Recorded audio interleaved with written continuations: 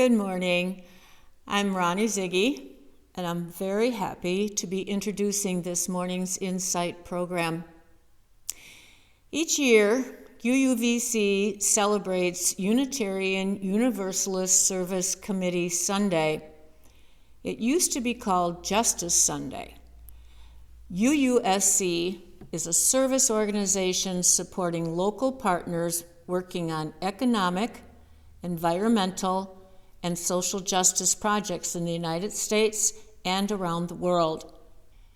Today's program will take us through the 80 years of UUSC, helping people by following our UU principles. Please consider joining or renewing your membership with a one-time or monthly donation by going to www.uufc.org.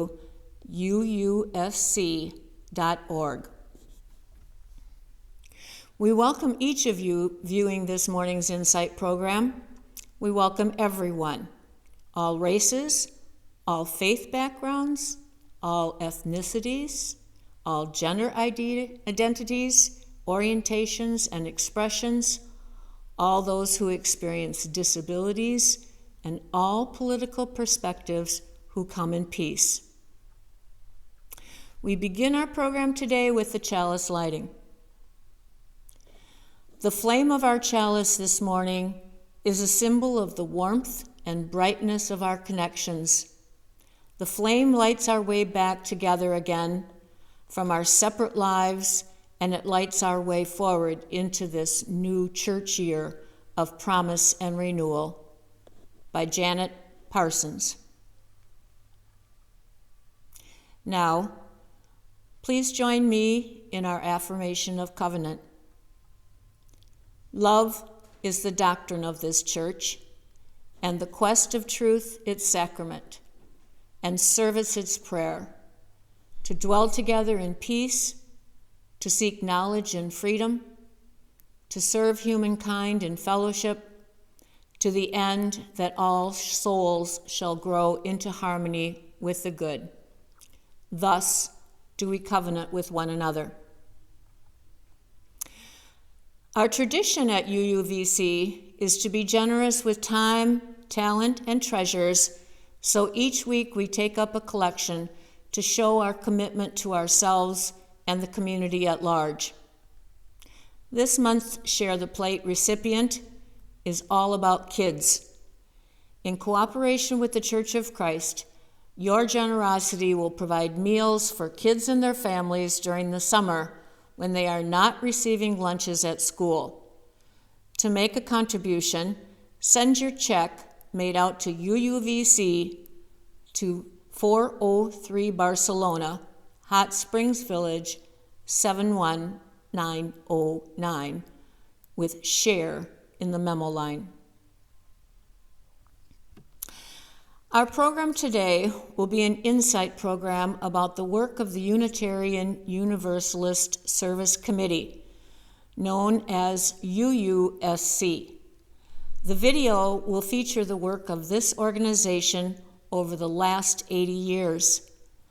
Formed during World War II to help get endangered people out of the reach of the Nazis, the Service Committee was the first to use as a logo the flaming chalice, now adopted as the symbol of Unitarian Universalist churches everywhere. The UUSC promotes justice and equality and equity worldwide by partnering with 56 groups who are directly impacted by injustice. Among them may be those being displaced because of climate change and those facing genocide caused by racial or religious bigotry. UUSC is financed by individual donations. A number of well-known leaders, including singer-songwriter Peter Mayer, are shown congratulating UUSC on 80 years of work and asking support of the justice work of UUSC.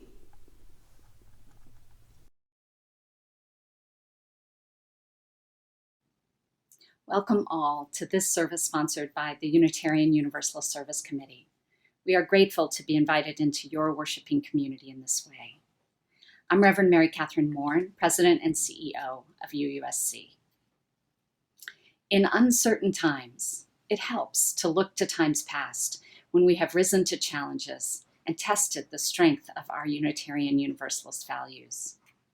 We hope the UUSC Sunday service we are offering will provide both consolation and inspiration to your community as we honor 80 years of our UUSC history and look toward a future shaped by hope and justice. I invite you to join me in lighting a chalice. This is the flame of our faith, the light of hope, the cup of community, and the fire of commitment. May we be bearers of the light and the cup and the fire, as together we create a world of justice and joy.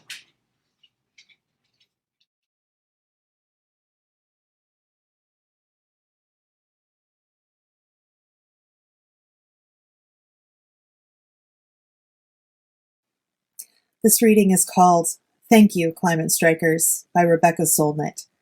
It is an excerpt from a letter that first appeared in The Guardian on March 15, 2019, at the time of the first youth-led global climate strike.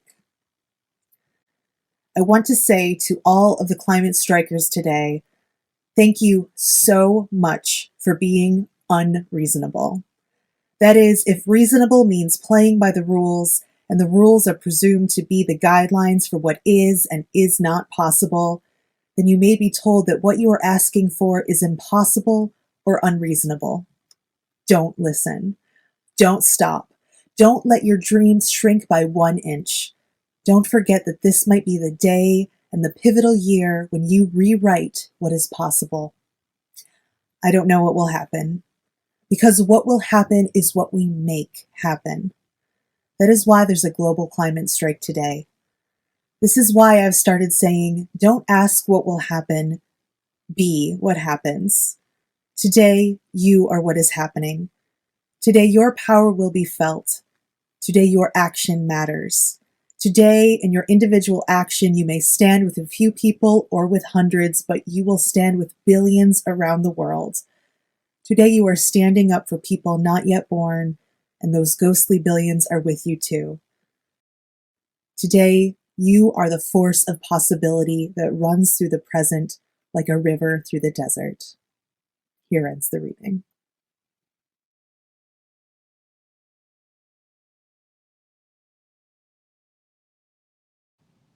Greetings, friends. We are glad to join your worshiping community today for this UUSC Sunday service. Thank you. Hello, justice lovers. It's good to be with you in this virtual way. Like you, we at UUSC are finding our way in this difficult time. In addition to adapting to social distancing, working from home, homeschooling, caring for loved ones, mourning our losses, and finding new ways to connect, we are also discovering all the ways we are called to pivot in our work for human rights. Over the last weeks, we have reached out to all of our partners around the world. We are hearing from them and learning about the ways the pandemic is posing new threats to communities already facing so many long-standing threats. Together with our partners, we are striving to be nimble and creative in responding to needs that are emerging. We feel grateful for our history of deeply rooted partnerships, which makes it possible for us to move quickly to respond. For all of us committed to being a part of creating a world transformed by justice, we know that these commitments are more important now than ever, that it is in times of crisis that human rights for all are most at risk. We are grateful for this opportunity to share how UUSC works for a world transformed by justice, to share what has always guided our work and what guides us still. When we think of social justice and human rights, we often think of words like resistance, fortitude, resilience, and courage, perhaps especially courage. And sometimes this stops us. We know courage. We've seen courage. but we often think of courage as something other people have. So today we want to start with imagination and move to hope. Because the courage to imagine and hope for a new world, a world reflective of the values we cherish, is exactly the courage we need. Imagination and hopes are acts of courage because a vision of what more is possible demands that we move away from the sidelines. Imagination invites us to see beyond the current systems and norms, and hope points us toward new regenerative systems and norms reflecting the values we share. 80 years ago, in the face of rising Nazi repression, Unitarians imagined a different world, a different response from the US isolationism. They knew there was a beloved community that cared about human rights across the country and around the world. And then they asked themselves what they needed to do to get closer to that different world. They asked themselves who else shared their vision for that beloved community. And they asked themselves what they were willing to risk to live their values in the world. They chose to form and support the Unitarian Service Committee. Now, I realize I keep saying they, but in reality, we chose to form and support the Unitarian Universalist Service Committee. You choose to form and support the Unitarian Universalist Service Committee. Those people 80 years ago were not separate or different from us, from you. They were regular people living average lives, worried about their jobs and children and bills, just like us, just like you. They were overwhelmed by the state of the world in a time of fear and pandemic, fascism and war, anti-Semitism and racism, just like us, just like you. When the opportunity arose for them to make a difference and affirm the inherent worth and dignity of all people across the world, they took action with their time, with their money, with their influence, just like us. Just like you do every time you write a letter to a politician, go to a protest, volunteer your time, or give your money to UUSC and our partners. For 80 years, our Unitarian Universalist Service Committee, your Unitarian Universalist Service Committee, has been working in partnership with those most directly impacted by injustice to create a different world, a beloved community where every person's rights are honored and protected. We joined with migrant workers in Texas in the 1940s as they fought against exploitation. We launched desegregation projects in Georgia and Florida in 1960. In 1978, UUSC sponsored the first congressional fact-finding mission to El Salvador as violence there escalated. In the 1980s, we sent emergency funds to ease the Ethiopian famine long before the story reached mainstream U.S. news. We sent emergency medical equipment to Rwanda in the 1990s and then launched the Drumbeat for Darfur campaign in the 2000s to help end the genocide in Sudan. In 2010, we went to Haiti to assist with immediate relief after the earthquake and remained to partner in long-term recovery. Today, UUSC works with organizations in Central America, Mexico, and the United States on the forefront of migrant justice as we seek security for people who wish to remain in their home countries, safety for those traveling along the migrant trail, and justice once people reach the United States. We partner with First and Indigenous communities in the South Pacific, Louisiana, and Alaska, who are on the front lines of the climate change crisis as their homes and way of life are threatened by rising sea levels and rising temperatures. We are working with Rohingya leaders as they seek justice and healing for their communities following genocide and forced displacement from their homeland by the Burmese government and military. And we are joining with the minority Haitian community in the Bahamas after the devastation of Hurricane Dorian as they seek to rebuild their lives with no access to government assistance. I know sometimes, maybe a lot of the time, things can feel hopeless, like the world is moving farther and farther away from our values, from all the progress we have tried to make. At the time of the Unitarian Universalist Service Committee's founding, when it was officially known as the Unitarian Service Committee, the world gave few signs of moving in a better direction. The work of UUVC began in 1939, when Hitler's Germany was dragging all of Europe into war and laying the groundwork for the Holocaust. Thousands of refugees were already displaced from their homes and forced to flee religious and political persecution as the Nazis took power. When Martha and Waitstill Sharp opened the first office of the USC in Prague, they met an embattled Unitarian community at the Unitaria Church that had to preach their opposition to the Nazis in double meanings. During the German occupation of the city, the Nazi secret police began monitoring every sermon given at the Unitarian congregation, listening for subtle messages of dissent. A few years later, they found what they were looking for. In 1941, the minister of the Unitaria congregation, Norbert Čepek, was arrested and deported to the concentration camp at Dachau, where he was killed with poison gas the following fall. Čepek had been personally named by Hitler on a list of 10,000 politically suspect persons slated for murder. Čepek wasn't the only figure associated with the founding of UUSC to make the ultimate sacrifice for human rights.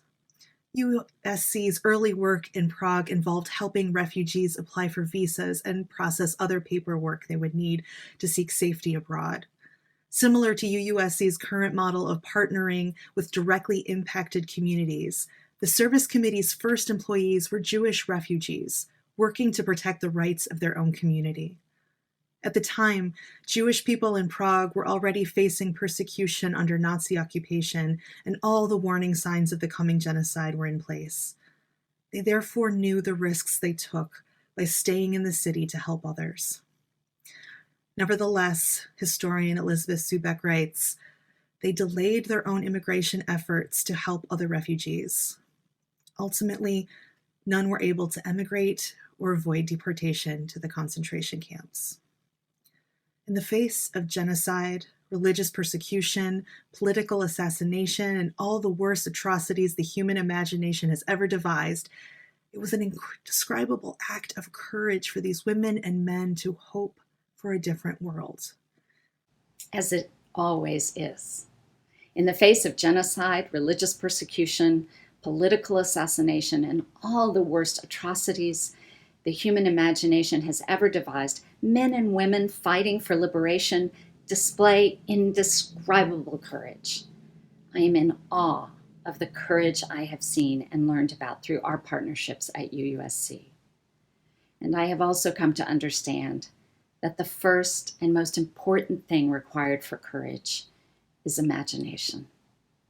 In the reading, activist and author Rebecca Solnit thanks the youth leaders for being unreasonable. She might have also said, thank you for imagining there is another way. Your being unreasonable is what we often hear when structures of power are challenged, when youth challenge their elders, when indigenous leaders challenge colonizers and industry and demand protection of community sources of water, when congregations, perhaps like yours, challenge authorities and regulations by welcoming a person into sanctuary. Vision and imagination about how things might be different are often discouraged and dismissed by the status quo. And when we allow ourselves to be discouraged, when we resign ourselves to our illusion of powerlessness, when we're cynical, when we don't believe there's another way, we are playing right into the hands of those in power.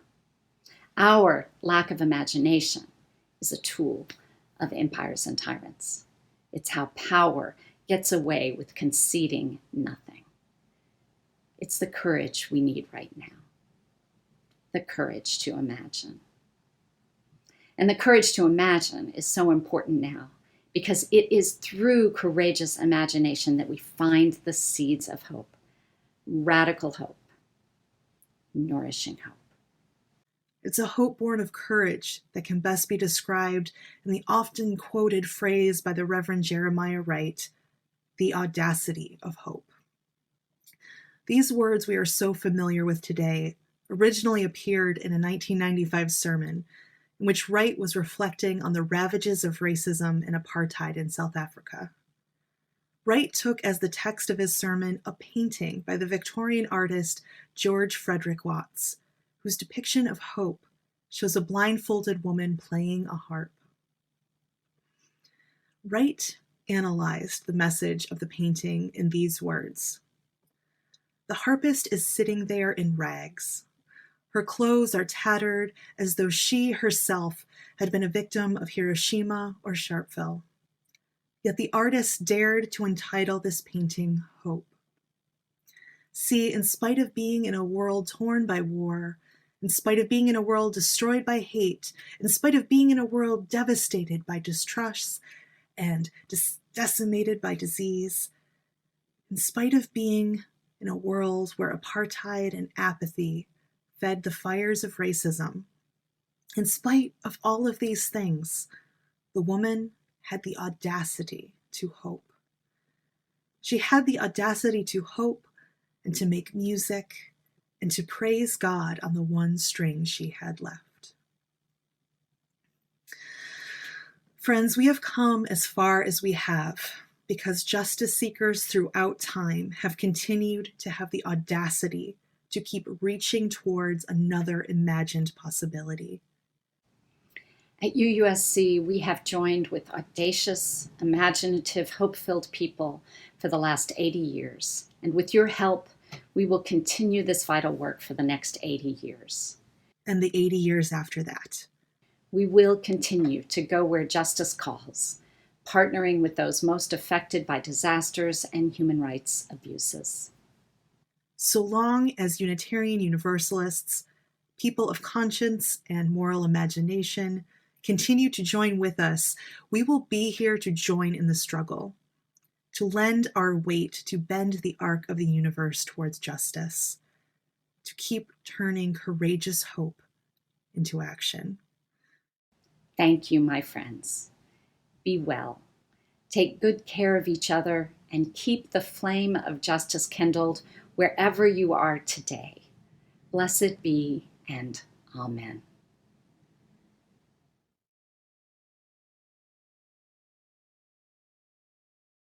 We hear over and over now that we are living in unprecedented and uncertain times. And we all know this. We can feel it in our bones. During times like this, the communities we are a part of become even more important. While we must engage in physical distancing, we must find new ways to strengthen our social and spiritual connections to each other. With fear and isolation surrounding us, we turn to our faith, which tells us that we will endure by caring for one another. Like many Unitarian Universalists, I find comfort and inspiration in the virtual worship services being offered by our congregations. Just being able to see the faces of the people I love so much on a Zoom gallery Sunday mornings does my heart so much good. I hope that you will continue to support your home congregation as generously as you can now and in the months to come. We also hope that you found some comfort and inspiration here today in the story of UUSC's 80-year legacy of centering the experience and leadership of the people who are most impacted by injustice and partnering with them in their struggle for human rights. Our partners are some of the scrappiest, most creative, and courageous groups of people you can imagine, and they need our commitment now more than ever. We asked some of our supporters what being a part of UUSC means to them. This is what they had to say. As the chair of the board, I am honored and delighted to be serving this organization at this critical time when human rights are not universally embraced, when we have a mission to carry out to try to do our best not only to support the incredible partners with whom we work, but to encourage our congregational members, our congregations, and the wider community to support universal human rights. I am proud to support the UUSC because of their commitment to partnership and supporting justice and human rights organizing across the world. Human rights are under attack everywhere, and the wisdom and courage to fight for justice always lives inside a community and with its people. UUSC's commitment to local communities and grassroots organizing is essential, and I am proud to support it. I'm Reverend Bill Sinkford, the Senior Minister of the First Unitarian Church of Portland and former President of the UUA. I am so pleased to be a supporter of the UUSC because the UUSC can be relied on to be working with and accountable to the most marginalized rather than the most powerful. Pushing forward the human rights agenda in the world today is 2 steps forward, 1 step back, and we're in a 1 back time right now. You have done the best job I know of any small human rights organization on the planet of moving things forward. You will continue to do that despite all of the pressures against you. You have done it from the beginning when you were fighting the Nazis. We will do it again in the years to come. What wonderful work you do. I hope that the years ahead will be even greater in accomplishment than the years that have preceded. I am so grateful for your work advancing and defending human rights in the world. I first became acquainted with UUSC close up as I began as a parish minister. Now, as one of the co-directors for the Unitarian Universalist Ministers Association, I'm especially grateful for the immersion learning journeys and training programs that you offer for religious professionals. I appreciate your clarity of strategic priorities and the way that you focus on serving underserved communities in collaboration with grassroots partners. You have made a tremendous difference in the world. Over the last 80 years, you've made a difference in my ministry and in the ministries of so many others. I support UUSC because few other human rights organizations understand the dynamics of power anywhere near as well. We usually think of power as top-down power, politicians, governments, big corporations. UUSC understands that the way you get big people and big power to move is by seeding the grassroots and working with those people at the grassroots to put pressure on the powerful and to create alternative institutions for social change. For 80 years, UUSC has been turning the good intentions and impulses of Unitarian Universalists and others into outcomes and impact. What is the most important thing an individual can do to advance the cause of human rights? Stop being an individual. It is our privilege and opportunity to join in solidarity with UUSC to make a difference in our world. Having met with a number of UUSC's partners on the ground, we are so impressed with how smartly and strategically our donations are being used to advance our Unitarian Universalist values.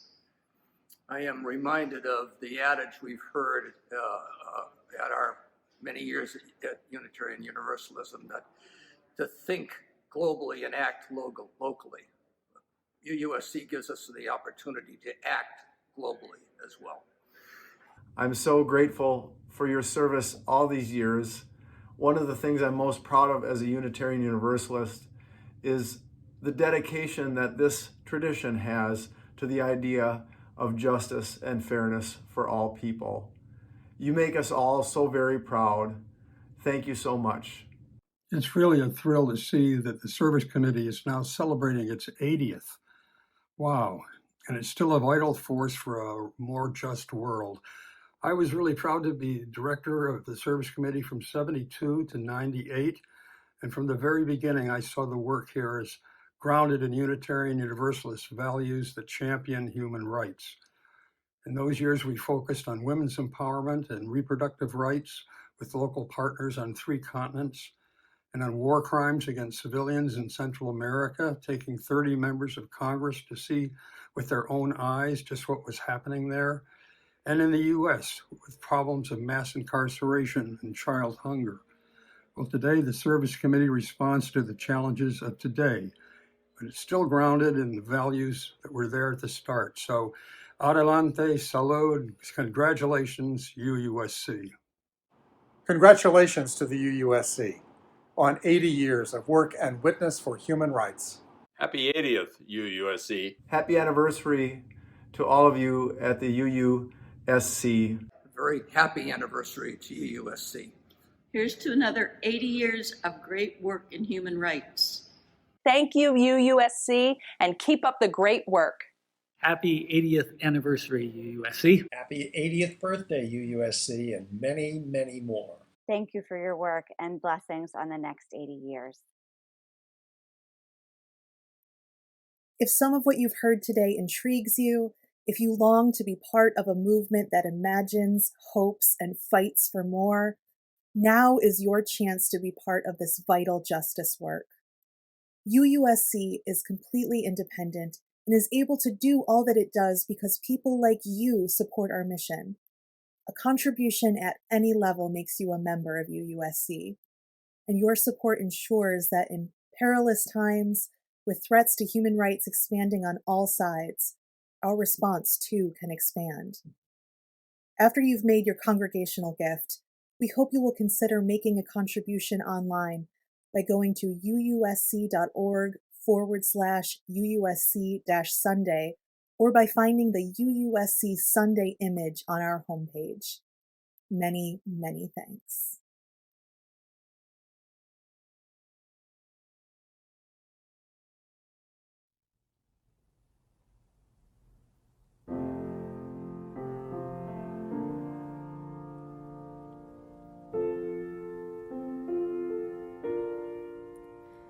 Oh, gather up the brokenness and bring it to me now. The fragrance of those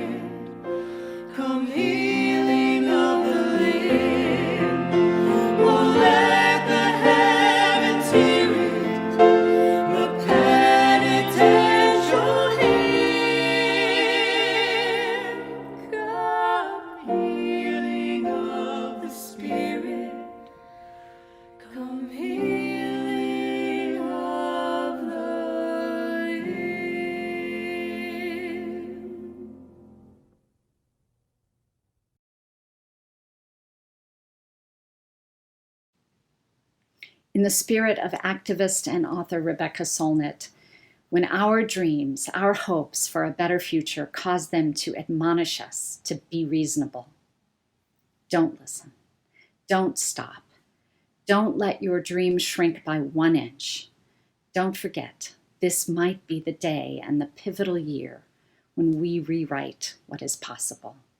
With imagination and hope, with courage, may we build a new world.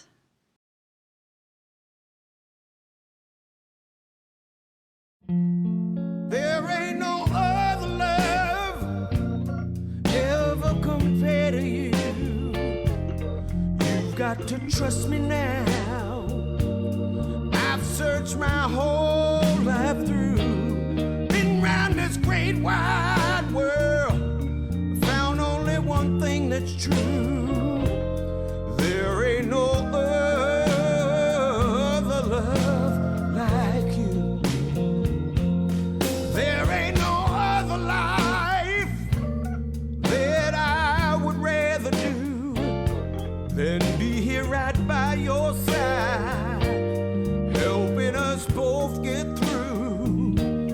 Been round this great wide world, found only one thing that's true. There ain't no other love like you. Other men, they might need to wander off, and sometimes they fall.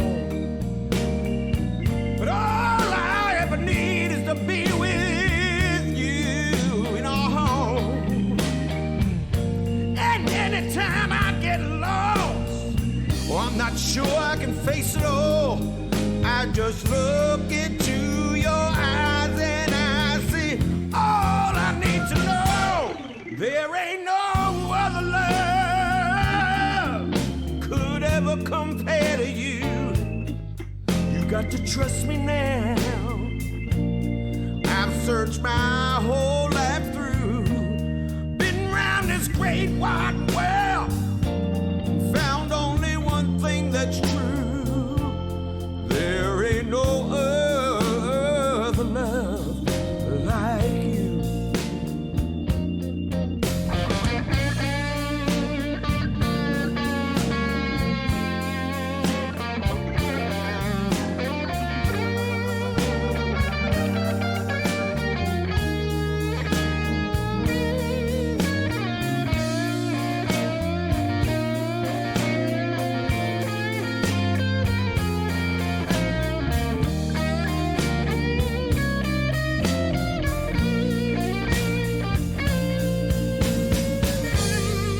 There were times I know when I struggled to understand what I had. Oh, I got confused, girl, by the way the world lays its traps today. But just when I almost fell and I let the whole thing go to bed, I remembered, and I just turned and walked away.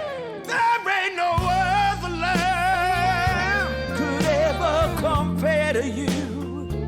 Oh, you've got to trust me now. I've searched my whole life through, been round